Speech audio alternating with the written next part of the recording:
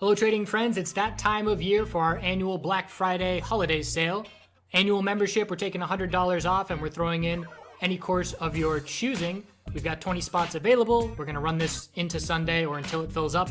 And you just click the link in the description of this video, enter the promo code BLACK, send us a message with which course you would like to have and we'll happily add that to your account. Look forward to seeing you in the chat room. Let's get to the technical analysis. Hello trading friends, checking in on the market. Happy Thanksgiving to those in the US. Happy Thursday for those not in the US. Lots to be thankful for, including all of you. The markets, the ability to click buttons and create capital. All a lot of good things out there. So we're looking at SPY and we had a very bullish day. That's not SPY, this is SPY. Very bullish day on Friday, a nice 3-day run to end the week. But in after hours, we did see headline news that Trump signed a bill siding with protesters in Hong Kong. And that has led to a bit of a sell-off at the end of the week. And we can see just giving back pretty much all of the afternoon move in the markets. So a couple questions. Number one, why is this bearish? Because it is a potential barrier to the China-US trade deal. China does not like the US talking in support of the Hong Kong protesters. And the fact that Trump is signing this, it's almost like a little jab to China. So can this derail the bulls? Can this significantly cause a pullback leading into Friday and into next week? In my opinion, we would have seen more of a bearish reaction if that was going to be the case. The pullback that we saw was not enough to strike fear into the hearts of bulls that are holding over the weekend. And we would have to see a lot further downside pre-market Friday and then all Friday trade bearish in order for this to have a significant impact. And the reason is just trends. The trends have been our friends for a very long time, ever since we were looking at the bulls to buy the dip back in September. The trend is a daily uptrend and we have a lot of space to work with.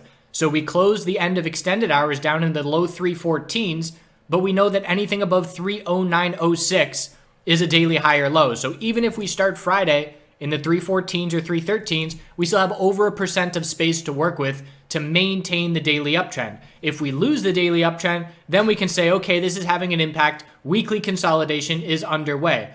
One thing I want to point out is this move right here, and look back historically. We have history to view and get ideas of the most likely scenario.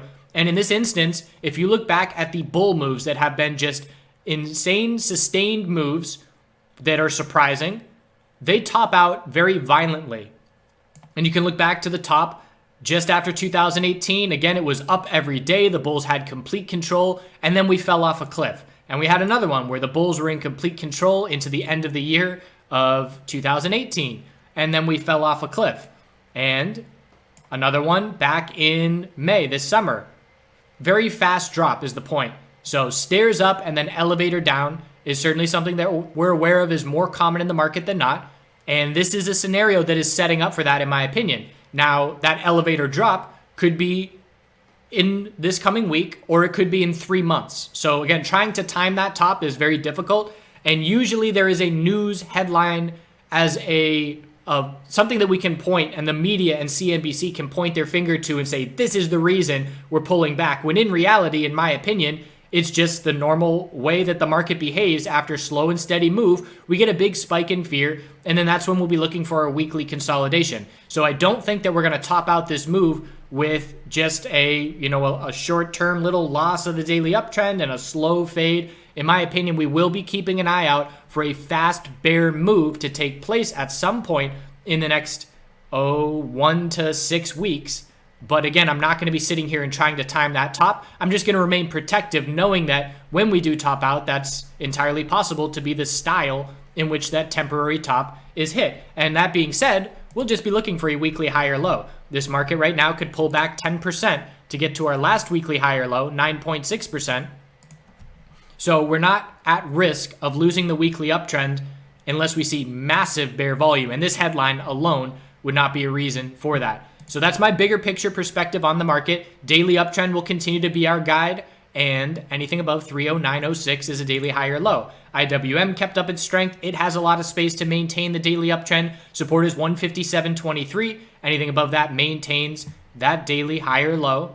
And the bulls are going to be looking at that as a potential buying opportunity. And we're certainly not going to expect high volume Friday, the half trading day after the holiday.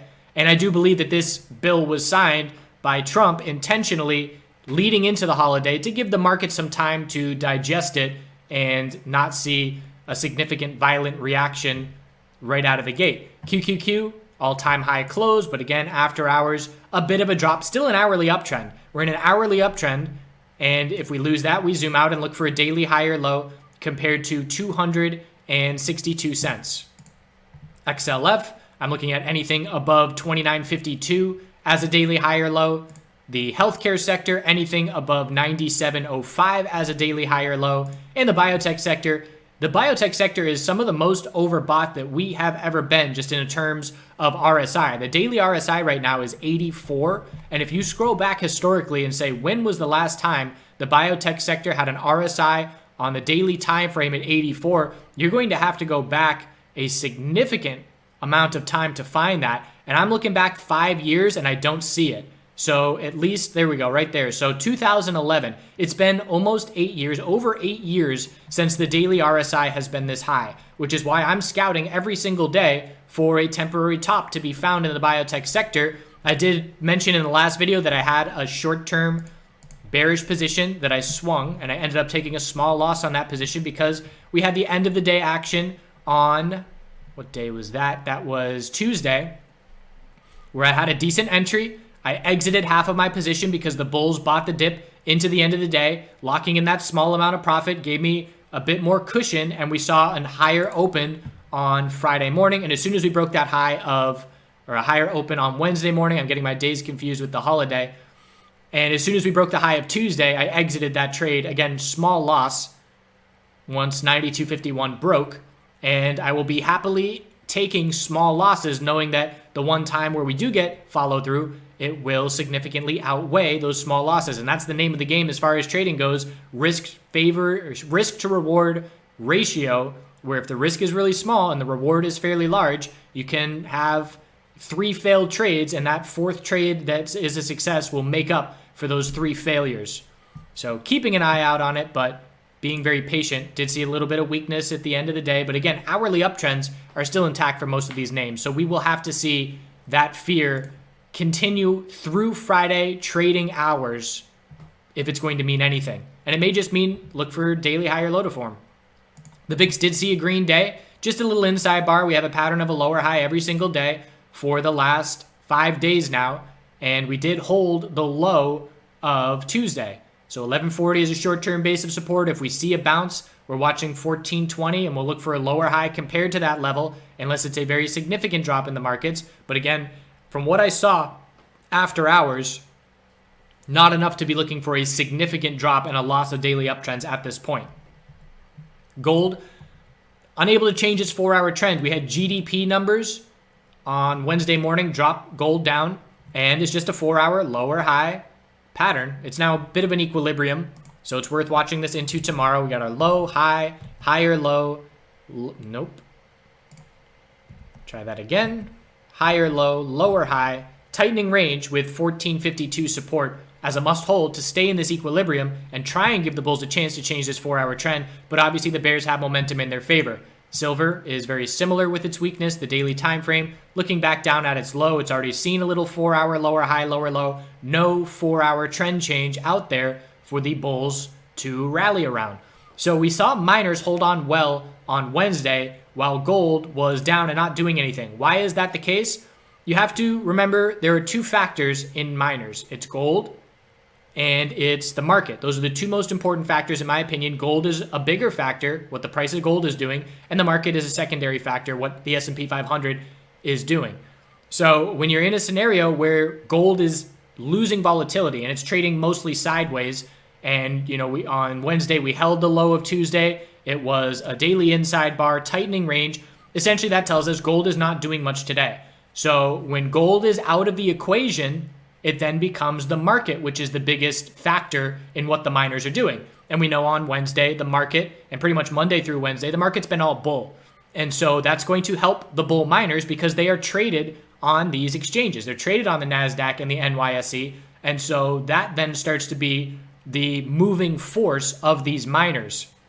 So you look at NUGT, and we had a daily inside bar as well, so it did line up with gold in that sense, but not very weak. We did close higher than we opened, and if we look at gold on that day, we closed lower than we opened. So a bit of a difference, and it stood out to people, and that's good observation skills to say, why are miners performing better than gold right now? But for me, it's just as simple as saying gold was taken out of the equation, and the S&P 500 then took hold as the most important factor. So we're still watching this base of support. The bull miners are attempting to hold. We know anything under 29.10 is a daily lower high, and we know we have to change this daily trend for the bulls to prove anything to us, and we're still on the verge of these precious metals weekly bear flags confirming, unless these bulls can show up and do something about it. Oil. So oil has a nice 12-hour equilibrium to be watching, and I like the 12-hour time frame just for clarity, where we had a double top and then a bearish reaction to the inventory report on Wednesday. So high, low, double top, and now the bulls are looking for a higher low compared to 57.19. So this is something we're going to be watching into Friday to see if this tightening range can break or not. If we get a bull break, highest price that we've seen in a couple months. If we get a bear break, then we technically lose the daily uptrend, and we'll then be looking back down at 54.83 as the most clear support level from there. So that is a pretty important support of 57.19 as far as the short term is concerned. Natural gas bears still in complete control. We drop down to lower lows. I don't like natural gas as a bull unless we see 4-hour RSI in the low 20s or a 4-hour trend change. If neither of those two scenarios is happening, bulls have nothing to be looking for in natural gas right now. So we have a little resistance at 2446, 2497, and we're just right down at the low of 243. And we'll see if we drop to lower lows on Friday. So I appreciate you watching. Hope you have a great Thursday, holiday, family, friends, or just a regular day. Regular days are good too. And we'll see you over the weekend. End of the video here. I had a moment over the summer with a squirrel where I was playing the guzheng, and this squirrel came and watched in extreme interest, stood on its hind legs for a while, ended up being about 20-30 minutes of this squirrel, maybe 6 feet behind me, just staring at me. And just watching him react to the different tones was pretty cool. Don't think you can see him in this video, but I haven't really looked very hard. He is behind me and hanging out in front of the tree, and then he jumps on the tree and watches from there. Anyways, looking forward to summer again. Got a ways to go. Looking forward to the days to start getting longer again. That's going to be cool, but that's a month away as well. Lots to look forward to. Happy Thanksgiving for those in the U.S. Lots to be grateful for, including all of you. And volatility. Grateful for volatility in the MJ space. We'll see you tomorrow. Have a good night.